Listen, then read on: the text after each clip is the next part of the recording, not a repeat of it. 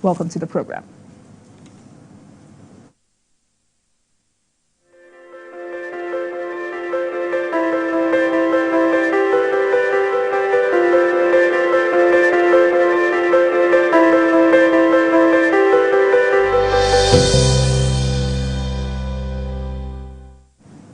Welcome back and thank you very much for staying with us. Now let's begin with some developments in the polity.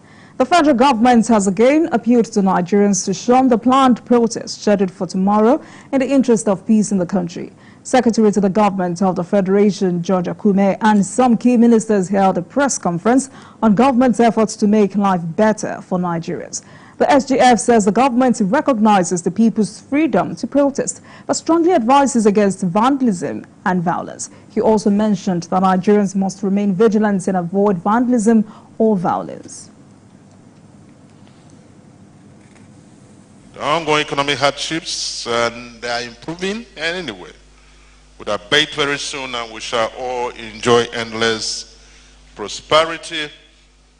We therefore appeal to Nigerians of whatever persuasion, belief, demography, gender, and status to shun cause for protests against hunger by prioritizing peace and progress. For avoidance of doubts, the government of President Bola Ahmed Tinubu GCFR recognizes the right to peaceful protest, but circumspection and vigilance should be our watchwords.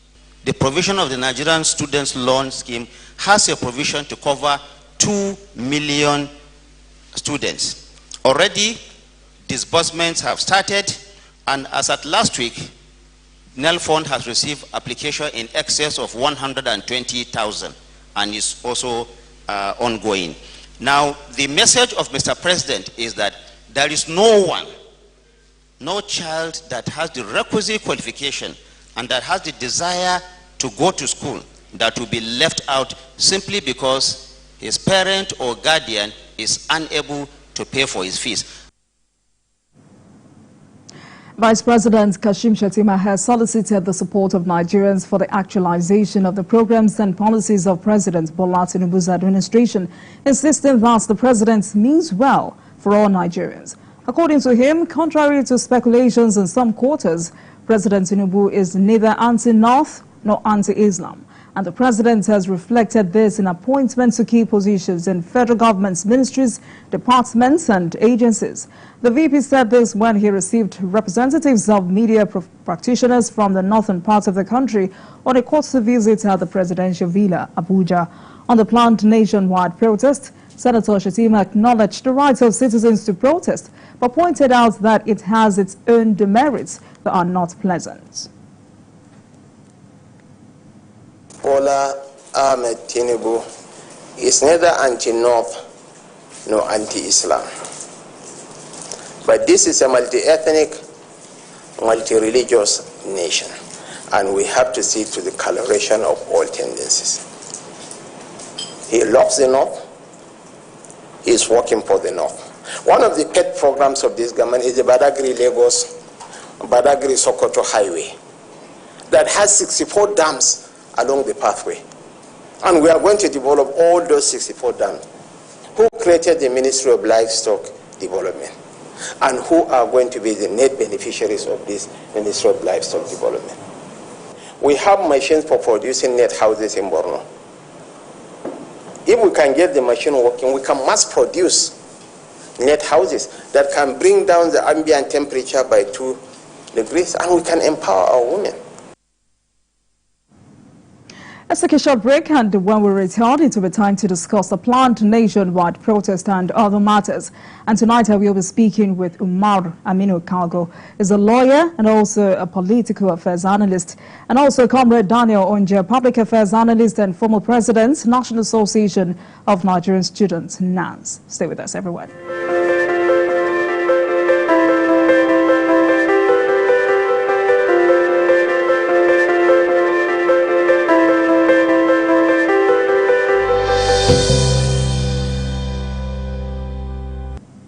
Welcome back, everyone. Few more hours to go, and Nigerians are still largely divided over the choice of demonstrations to register their displeasure with the government.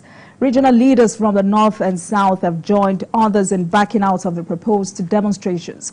They hinged their non-participation on the possibility of the protests turning violent.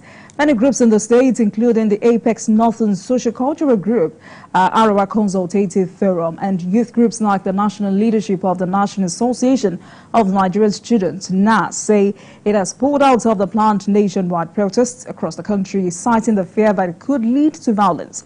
The federal government has continued to plead with Nigerians not to proceed with a nationwide protest slated for Wednesday, August 1st. The Secretary to the Government of the Federation, Senator John Jakume, made the plea at a World Press Conference in Abuja, attended by key federal government functionaries. Jakume said that protest was not the solution to the challenges which the administration was working tirelessly to solve. Nigerians of whatever persuasion, belief, demography, gender and status to shun cause for protests against hunger by prioritizing peace and progress. For avoidance of doubts, the government of President Bola Ahmed Tinubu GCFR recognizes the right to peaceful protest, but circumspection and vigilance should be our watchword. What we need as a nation is to allow these economic reforms and various interventions to mature through the gestation period into reality, and Nigeria will never be the same again. Nigeria will never regress again. Nigeria will be put on a solid economic platform for this and future generations, and history will be kind to this generation for having the resilience. My guest tonight, Umar Aminu Kalgo, is a lawyer and also a political affairs analyst, joined by Comrade Daniel Onje, public affairs analyst and former president, National Association of Nigerian Students. Gentlemen, good evening to you. Thank you so much for joining us this evening. Welcome to Politics Tonight. Thank you. My pleasure. All right, Comrade, good evening to you. Good evening. Right.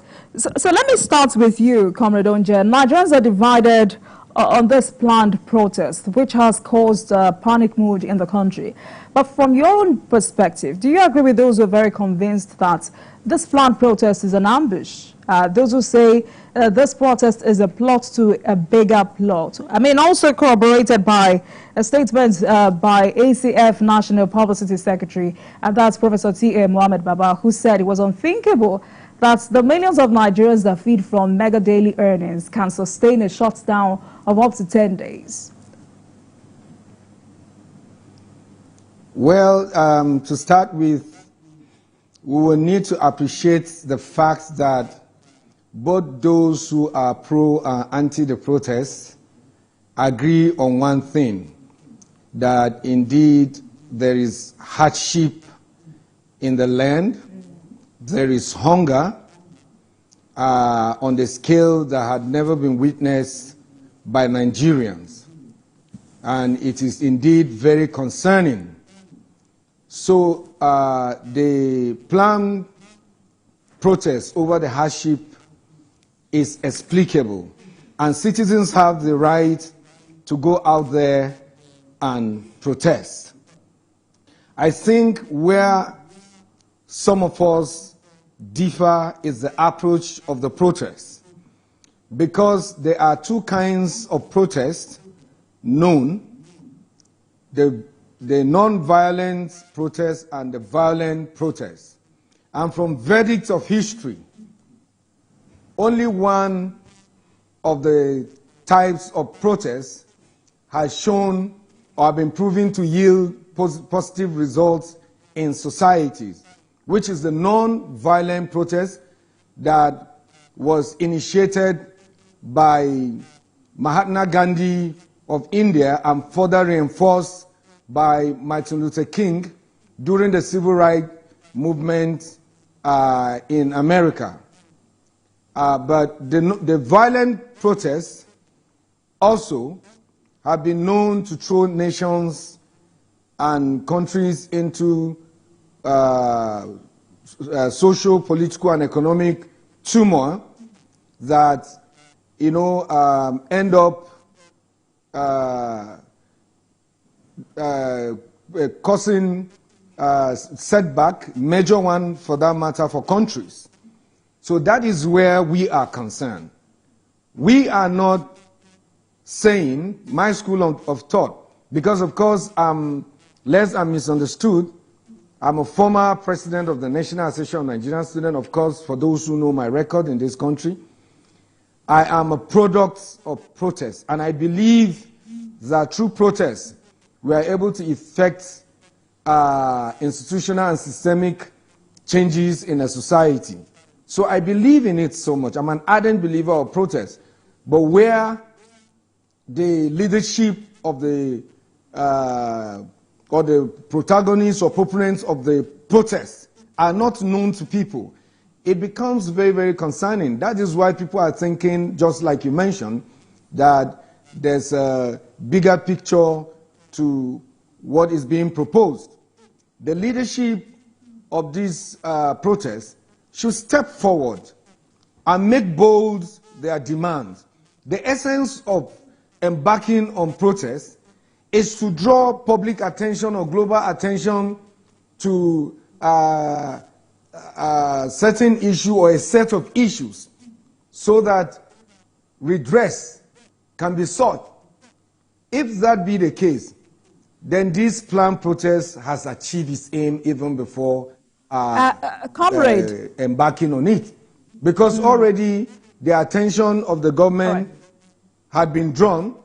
The international community also, the attention had been drawn to this protest. Comrade, I'm sorry, let me put you on hold. We have to take a commercial break now. And when we come back, we will continue this conversation. Please stay with us, everyone.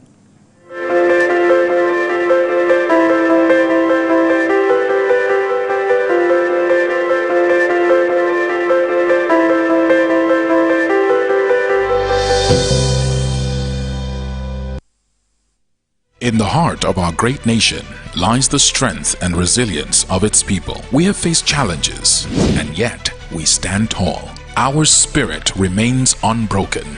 But let us remember the lessons of our past. The EndSARS protests, which began with hope, turned to despair when chaos took over. Yielding to calls for rage and street demonstration may lead us down a path we do not wish to tread again. We must protect our future. The Tinubu administration is listening. Your voices matter and your concerns are heard. Times are tough, but like the pains of childbirth, there is joy in the end. Together, we can build a brighter future. Let us join hands in unity, support our government, and work towards the success of our nation. For the love of Nigeria, let's move forward together. This message is brought to you by The Conscience Nigeria.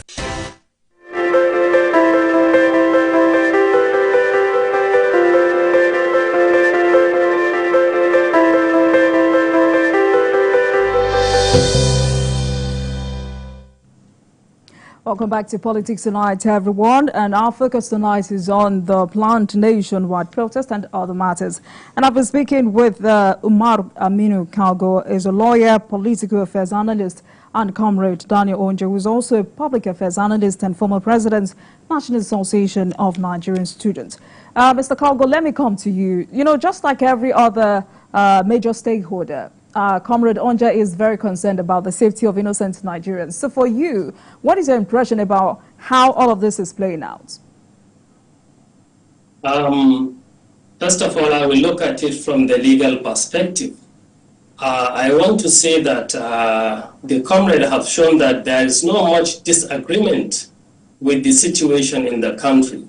And I would say from the law perspective is equally the same, because the right to protest, to freedom of expression, and peaceful assembly are guaranteed by our Constitution.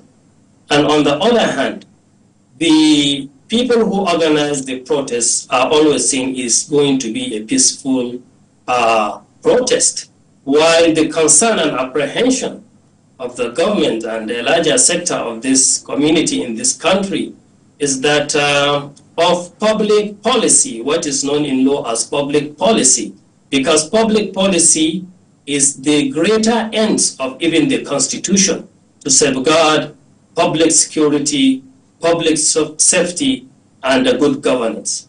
And the issue with public policy is that it is something that is applied.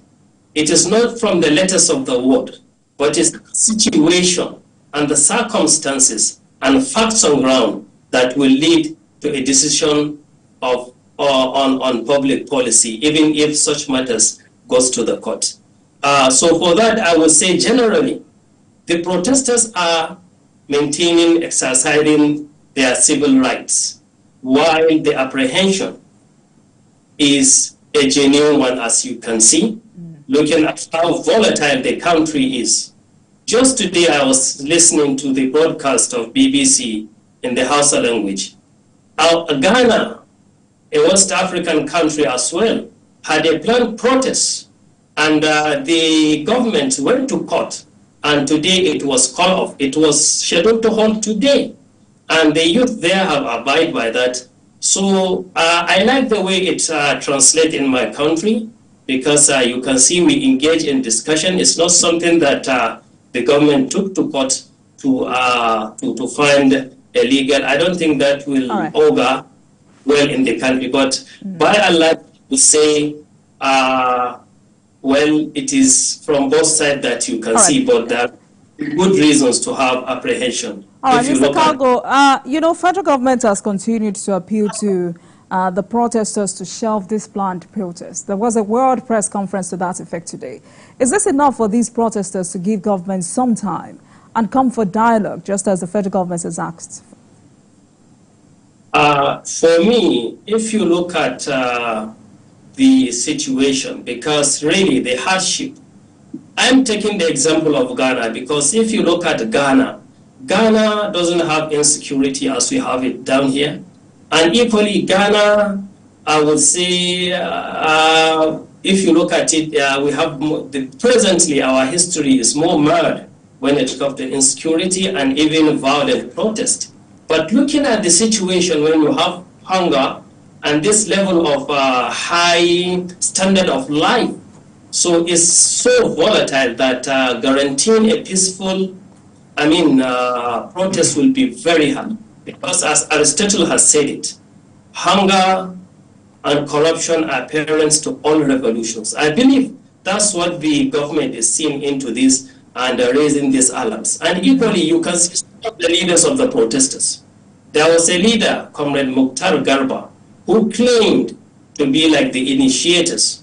He was on record to say that, well, from what he have observed, it's like there are some hands or some quarters, because he said that he was engaged so that there are some people trying to sway it to be of not what maybe is envisaged. So I want to say, if you look at it from my own profession, the president of the MBA have issued a statement which is in line with the position of the government, that these protesters should hold back a bit, and their words have been heard, and he laid from the several letters he have written concerning this issue, intimating government of the level of hardship that is there in the country. Right. But the country is so polarized. On the other hand, the immediate past president of the MBA, Akpata, is now on the side of allowing people to have the peaceful protest. So if it is peaceful, just the apprehension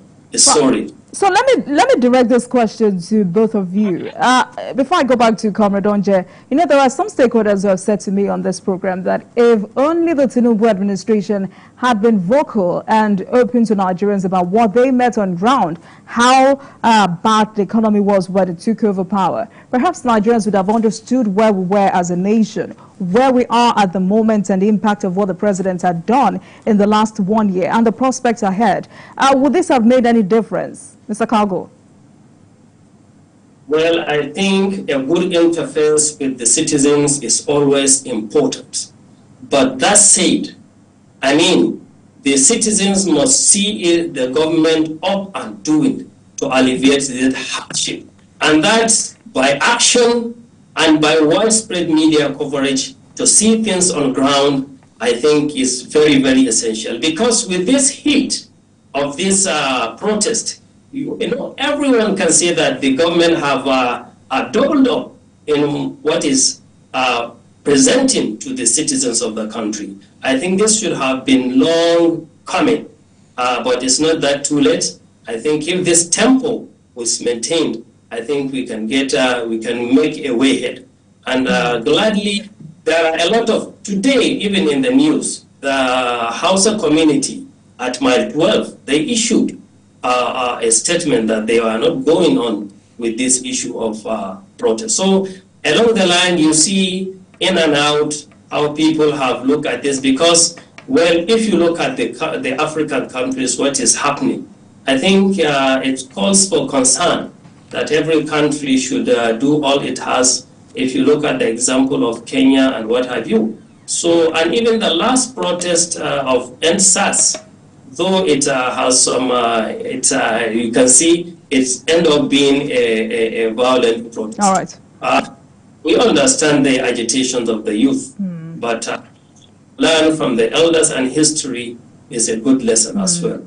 All right. Comrade Anja, let me come to you. Would that have made any difference? And second, the president has asked the security agencies to protect the protesters. But, you know, in the event of obstinate protesters who may want to prove a point to security agencies, how do you think they should handle such? Because we've seen instances where protests became chaotic by a singular act of police firing tear gas at protesters. Is that a question to me? That is why I was raising.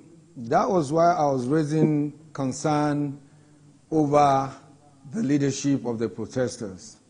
Now, because of the situation, the hardship in the country, a lot of people that are gearing up to go to the streets and to the barricade to protest are going there with the impression of manners falling from above to resolve their hunger problem or challenges. And where they fail to get this manna at the barricade, because for them the solution to the hunger crisis is at the barricade. What you hear everywhere is end bad governance. None of the protesters have come out to suggest a way out of the bad governance. We must understand clearly that the hardship is a global phenomenon that has trickled down nations and countries. And that is why this protest is ubiquitous, especially in the African countries. With the Nigerian situation, let's not forget that all the candidates of the major political parties, particularly the PDP, the Labour Party, and the APC, committed themselves during the campaign to the removal of fuel subsidy, which means either ways, if either Peter Obi or Atiku had emerged the president from the 2023 presidential polls, they still will have removed the fuel subsidy, because that was the only way we're going to save our economy that was already on oxygen, gasping for breath. And that was why that step was taken. So if the protesters feel that the manner in which the fuel subsidy was removed was wrong, then they should come up with suggestions for possible adjustments on the policy. Otherwise, the impression being given to people that they are going to get solution at the barricade is that which is going to usher in the issues once again, that we're all running away from. All right, Comrade Anja, let me put you on hold for a minute while we go on another quick break. I'll be right back.